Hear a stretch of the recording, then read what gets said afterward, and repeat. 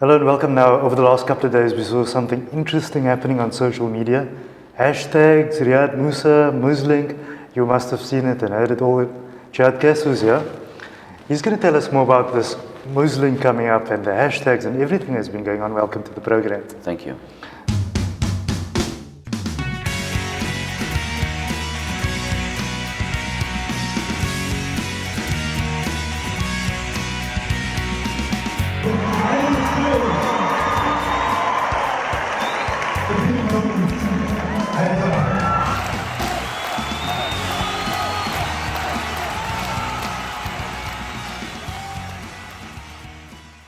Now, over the last couple of weeks and days, people have been talking about Muslink and things have been happening slowly.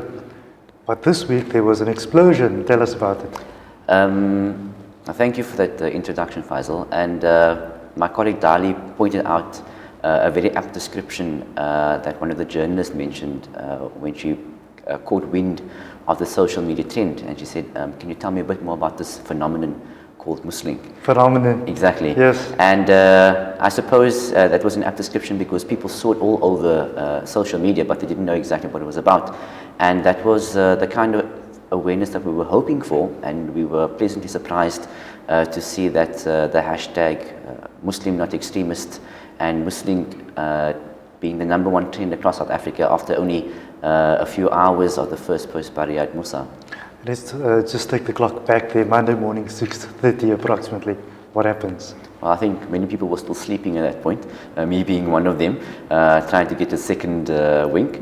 But as soon as I caught wind of it... So Riyad comes out with his first one. That's right. It's the family picture one. That's correct. And the idea was conceptualized by a few of the team members producing Muslink to create a hashtag to enlighten people about the Muslink platform, and also to have a more visual campaign to demonstrate what Muslims are really about, opposed to what they are exposed to on mainstream media.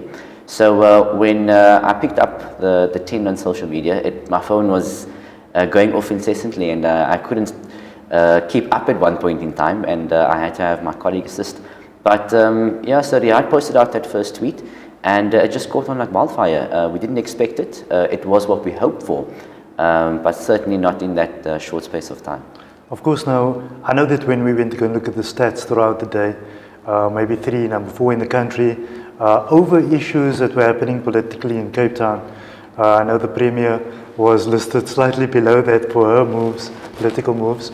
And I think that's an achievement for our community to get to that point on social media with a positive campaign for once. Absolutely, I can't agree more. And I think the speed of the uptake of the hashtag underscores how relevant this discussion is, and the kind of appetite that people have for this kind of discourse. And by creating awareness about it, it gave people an opportunity to engage with one another, to share their views and opinions about the Muslim community, not only within South Africa, but globally as well. And I say globally because we've received tweets and comments from people as far as the UK and the United States. And that shows that this isn't only a domestic issue. Clearly it's not. But it's something that we can try and address on a domestic basis and try and encourage people beyond our borders to take cognizance of what the Muslim community really stands for, participate, and then they also have an opportunity to show that this is what I am doing to counter the prevailing narrative that is being projected by mainstream media. Do you believe that the climate that Islam finds itself in right now, when you're looking at the branding of Islam and the negative branding, do you find that that particular climate itself is what makes this particular platform as Muslink and the hashtag in particularly, when we look at that, a perfect space to move in right now, to use the space and say, this is what we should be saying and doing, and this is what we are, and this is what we're not? That would be correct, because people ask us, why do we have to defend ourselves by creating this hashtag campaign? And we respond by saying this isn't about being defensive, it's about creating an alternative narrative, because when we remain silent on these matters and allow the mainstream media to continue with the messaging that they are projecting to the communities, non-Muslims will view that the Muslim community is complacent with what is being done in the name of Islam, whether or not it's true. And if we're not going to stand up and demonstrate what the status quo is actually about, and then we are going to be complicit by being inactive. So we decided amongst ourselves that, it's time that we take a stand for ourselves in a personal capacity, and anybody that agrees with what is being said is welcome to join on the hashtag campaign. And that seemingly took off, and it shows that many people do support the ideology behind this. And it's just a fun and interactive way to show the side of the Muslim community that people aren't necessarily exposed to on a first-hand basis, because they don't maybe know Muslims within the community. So the engagement with the Muslim person is only on television, only on the radio, only on the internet. So that is how the opinions are formulated about the Muslim community. So by creating this alternative narrative, they have now a different bit of information that they can base or form an opinion on, and that hopefully will shift their mindset about what the Muslim community is about. Before we discuss Muslink as the platform itself, just on the responses that we got there with those two hashtags going viral, what are some of the good ones and some of the, I wouldn't call them bad ones, I would call them views at this stage? Well, we'll certainly be opposing views with any opinion. That's why we call it an opinion, everyone's entitled to one. The negative ones will certainly come, and it also helps us to address those negative perceptions, because the negative feedback that comes on that says majority of terrorists are Muslims. That's an inaccurate statement. There's no factual basis for that statement. And it allows us to address that individual or individuals and say, these are actually statistics. Less than 0.1% of the Muslim population are involved in alleged terror activities. So they do not represent us. And besides that, they cannot execute those acts in the name of Islam, because there is no foundation or basis for it in any Quranic text. So it allows us to engage with him in that manner. And then on the positive side, there were some very, very creative ones. And there was one that I'm particularly fond of by a budding photographer in Cape Town, Rizka Barnes, where she says, "I shoot people for a living, hashtag Muslim not an extremist." And that was particularly eye-catching for me. You're missing it. You have to tell our viewers that it was a picture of her standing with a camera, shooting a wedding or something. Absolutely. It was absolutely brilliant. I loved it too. It was a picture of her doing her job, and her job is to take pictures of people, and to shoot weddings. And the slang term for that in the photography industry is to shoot. So she does that, and it was a nice play on the word, countering the prevailing narrative by mainstream media, and I think it was one of the more popular ones.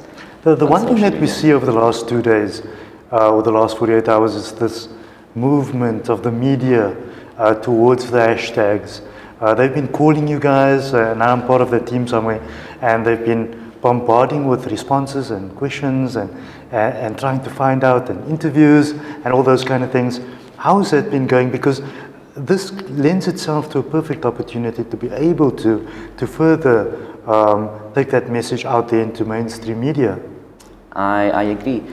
Certainly the amount of media inquiries that we received has been positively overwhelming.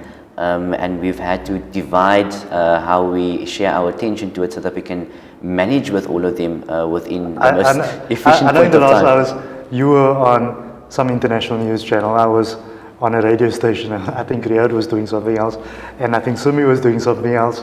So I think everyone was concurrently doing something. Absolutely, and it also shows that there isn't only one institution or organization that is responsible for carrying out this message. There are many stakeholders, which is why we encourage the public to participate, lend their voice to it, so that people have an opportunity to say, I've contributed to dispelling the misconception about what the Muslim community is about. So we've received many, many inquiries. I mean, I've been on television a few times in this last 2 days, and it's all come up at the spur of the moment, so we've had to spread our time very thin. But it's all been positive inquiries, which is what is pleasantly surprising. No one has tried to hijack the hashtag campaign to say, you're doing this, but what about this, that and the other. They see the positivity behind it, they're focusing on that positivity, and we are extremely grateful for that. Now there's some big names that has come on board. I know you mentioned them yesterday. Run us through a bit of that. Well, encouragingly enough, two mainstream or sports superstars have lended their support toward the campaign, namely Hashim Amla, the Proteas sensational cricket player, as well as Sunnybill Williams of New Zealand, and the Chiefs, if I'm not mistaken. They have lended their support and retweeted the campaign. And that was a fantastic opportunity to have experience to realize that the campaign has reached the attention of personalities that the Muslink platform certainly identifies as exemplary personalities that some of whom will certainly be featured on the show as well, supports the campaign and shared it with their following to kind of spread awareness of the fact that what they see in mainstream media isn't what Islam is about. So when we go and look on social media, we find this absolute barrage going on. There are pictures of families, individuals saying, I'm a doctor, I'm a dentist, I'm this, that, and the other, with a hashtag at the bottom. And we've captured some of that, and we can show viewers some of that as we go along. Is the campaign still running, and will it continue running for the next couple of weeks, perhaps? I think the campaign is still doing very well. With social media trends, things fluctuate quite often, so we don't know what the life of this campaign is going to be like, but it certainly is still a current affair. And we're going to try and maintain the momentum for as long as possible, because this is certainly a topical issue. It also highlights the fact that the hashtag campaign is linked to the Muslink platform, which is the live opportunity for people to actually participate in the dialogue and engage with the guests that we'll be interviewing as demonstrators of excellence within the Muslim community. And that would give them an opportunity to have first-hand engagement with these personalities and a different avenue to lend their support toward the cause. Now, Jehad, companies like yourself, 4410 Media, Riyad Musa, I know the channel is involved. We can only go out to a certain point where we put these kind of things out there in the public space, but we need the public sector and the business sector to come on board and say that they are participative in all of this. Now, Muslink is starting soon in the next couple of weeks, and it's a dialogue. And I think that in today's day and time, we want to use this word strongly, and that is dialogue. Tell us about the Muslink platform specifically in relation to this concept of dialogue, and what do we see on that particular day? Well, people must understand that the Muslink TV talk show is exactly that. It's a TV talk show where a guest will be hosted and interviewed and recognized firstly for their contribution to their specific industry of expertise, so whether it be a medical professional, an attorney, an astronaut, an agricultural specialist, whatever the case may be, to find out how they have contributed to the development and progression of that particular industry, and then also to address certain challenges that they faced in maintaining the Islamic identity while still achieving success within that industry. And we will also address topical issues such as these matters that we've discussed via the social media hashtag campaign to find out how they address these challenges on a daily basis. So the audience then at the same time will have an opportunity to pose questions to the guests live at the event. So apart from that one-on-one interaction with the personality that they don't necessarily have access to on a daily basis, but also have an opportunity to be on TV. And it also creates a closer community in a sense that people have a sense of participation in how they are shaping the discourse around what the Islamic community actually stands for. Riyad Musa is the focus on that first one, and then he takes over hosting that program on a quarter basis, whatever it's going to be. Tell us why Riyad Musa, and what actually drew you as a producer to him around the Muslink brand itself. When we think of a Muslim personality that the community, specifically in South Africa, can connect with, I think Riyad Musa is more often than not the first personality that comes to mind. He's an accomplished actor, he's an accomplished comedian, he's also a medical professional, he's also a screenwriter and producer. So he's multi-talented, and he embodies many of the characteristics that Muslink is trying to demonstrate on the platform, because he's had to maintain his Islamic identity in an industry that is generally not associated with Islam. So that paradox was interesting for us, and at the same time, because it is a TV talk show, we need to provide the audience with some kind of entertainment value. And there's no doubt that Jehad will certainly deliver on that. He's a very engaging person. He's also got a broad spectrum of knowledge and understanding beyond his industry of expertise. And he's also got a unique way with people. He engages with people even though it's the first time that he sees them. I mean, he picks on people at his comedy gigs that he doesn't even know, and he connects with them.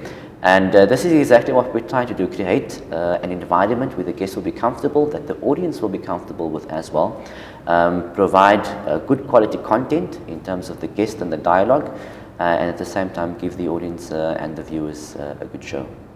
I know that I know that there's a nice meal that's being offered and all of those kind of things. So I know from an audience point of view, they're going to be quite happy. But we need the support of business here to come in and make sure that they underpin what is happening with regards to such programs. How do we start talking to them? What is it that we need from them? Well, the studio needs to be filled. The TV show will only be a success if there is an audience, because it is a dialogue for the public to participate in. So we need them to support by attending. There are two ways of participation. Corporates can either purchase corporate tables, which is only 3,000 rand and would... and that seats 10 people. And seats 10 people, and they'd also get a bit of branding opportunities within the venue on some digital screens. And alternatively, if individuals do want to participate, tickets are only 200 rand. And for that, you're going to get a full breakfast, gourmet breakfast prepared by the Cape Town International Convention Centre. Your parking is included. You have an opportunity to network with like-minded individuals and build business development opportunities. And you also have an opportunity to be on TV. Now, for 200 rand, that's not a lot of money to be paying for what you are offering. But I suppose you are trying to put that platform out, and the important thing is that the public comes out with the business community and support what you're doing. I think that's what is needed today, that we must understand that we cannot all do the things that Jehad is doing on 4410 Media. It's not every day a member of the public gets up and says, let me do something like this. But their contribution and their part in all of this is to support that. And to support that means attendance and purchasing tickets. Absolutely. One of the objectives of the Muslink platform is to stimulate collaboration. So by gathering all of these like-minded individuals in the audience, they'll have an opportunity to network with one another and identify new economic or social opportunities. Similarly, we are looking to collaborate with the public, and the collaboration comes where you participate, share your ideas and attend the event, because only with you will the event be a success. So we look forward to the participation of the public, whether it be in a corporate capacity or individual capacity, and we'd love to host them and form part of the show. As you've pointed out, it is a daunting task to start something this fresh, and we hope that the public takes kindly to it. We know that we aren't always exposed to an opportunity to be part of a live TV audience. We always see it on the Oprah Winfrey Show or when it was on television. So this is your opportunity to be a part of that audience. You can be cheering for the guest or whatever the case may be. And who knows, there might be a few prizes that will be handed out as well. Maybe not cars like Oprah, but a couple of things. I know that there's going to be a booth out there where the public could go and put their comments and thoughts, not only about Muslink, but maybe whatever they want to say. It's about, I think, having their say or something. So there's that opportunity for them to come out there. Absolutely. It also creates an opportunity for the Muslim community and the non-Muslim community to show what Muslims are like in South Africa. And hopefully we can use this as a benchmark to show people that haven't been exposed to what we experience here, that this is what we are like, this is how we engage with one another. We have Muslim friends and family, we have Muslim and non-Muslim business partners, and we coexist peacefully. And through sharing that information and that interaction, without them knowing, they could serve as inspirations to other communities. Jehad, I think, within the context of South African and the populace of South Africa, I think that people need to go back to that value system that we had. And that value system was that we never had this issue in South Africa of you are Muslim, you are Christian, you are Jew. The world has been at loggerheads for many years, since the beginning of time, but South Africans were always exemplary where this was concerned. And lately there's been a slight shift in dynamics because of what we find coming from Western media and setting trends and that sort of thing. But I think we need to go back to our roots as South Africans. And that is, we don't need to have all of that happening here at home. And I think Muslink is one of that opportunities and that window to start talking about these things and taking this forward as South Africans. Your point couldn't be more appropriate. I think there are many, if not all, Muslim families that have at least one non-Muslim friend that has become an adopted family member. So his name might be Peter or Alan, but he'd come in the house greeting, Salaam alaikum, Ufa. Yes. And that is because we coexist peacefully. We become family with one another. And there's never been a separation or a segmentation of religious groups. I mean, when I grew up and I walked to madrasa, I'd walk to madrasa with non-Muslim friends, and then when I leave, they'd be outside waiting for me, and we go play cricket in the street. So this is a type of interaction with other religions and communities that we've grown up with that isn't exposed to the rest of mainstream media. And we're hoping to demonstrate this through the Muslink platform so that people can really see a different side to the Muslim community. Jehad has been the show. What are the future plans for Muslink? I know that we need to get past the first one that's happening now, but lots of people have been asking, so where do you go down the line in the future? What's that plans that's sort of bubbling somewhere in the back of your mind? Primarily, we want to celebrate Muslim excellence, and we don't see that objective fading out anytime soon, because there are so many notable Muslim personalities that make significant contributions to the development of society on a daily basis, so that will always be ongoing. But further to that, we want to rely on these personalities to serve as mentors to the aspirant youth within the Muslim community, so that we always have someone to turn to that shares a similar religious ethos that we do, and can guide us to achieve success within our various professions within the confines of Islam without having to dilute our Muslim identity. And at the same time, we want to serve this, have the Muslim platform serve as a platform for cross-collaboration. We want Muslims in their various organizations, whether it be attorneys or doctors or accountants for that matter, or engineers, they will all be attending the Muslim event. They'll become known to one another, they'll share ideas and opportunities, and through that more success will be created within the community that will then be shared with the rest. Do you believe that every person walking on this planet has, whatever they do and whatever wrong they may do and whatever organization that they subscribe to, do you believe that every person sat alone in a room in a discussion has this element of good in them? I think fundamentally no one is born bad, and I think we become bad people by adopting bad habits, and the habits are adopted by exposure. And I think the way that we can counter that is by exposing people to better things.